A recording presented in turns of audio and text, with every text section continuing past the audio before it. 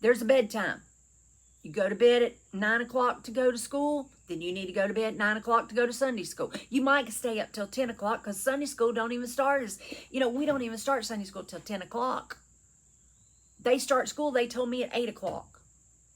They have to start getting there at like 7:30. Some of them get up and at 5:30. I know my grandkids get up at 5:30 or 6 o'clock to catch the bus to get to school. So I think you can set your alarm for 8 o'clock, 8:15, maybe 9 o'clock, depending on how far you live from the church, to get up and get ready to be at church by 10 o'clock to go to Sunday school. And might even want to get there a little bit early just to go in and have a seat before it starts.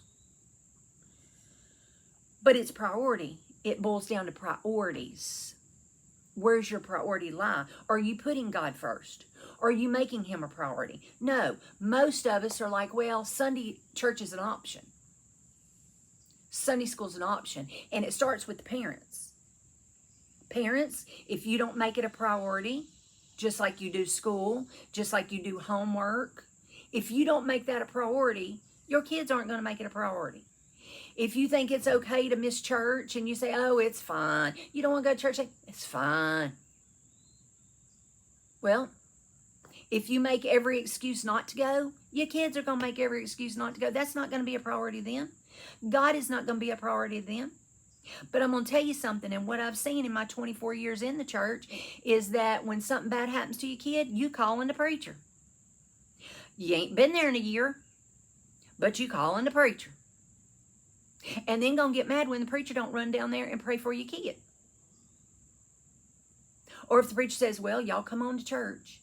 Oh, preacher, I can't go to church today. Miss Mary so-and-so's having a cooking, and we got to be there at 11 o'clock. Well, church get out at 12. Maybe you can tell Miss Mary so-and-so that you go to church. We'll be there after church. Well, they don't go to church, so they're doing their birthday party at 10 o'clock on a Sunday. Well, we go to Sunday school 10 o'clock on Sunday, but we'll be there after.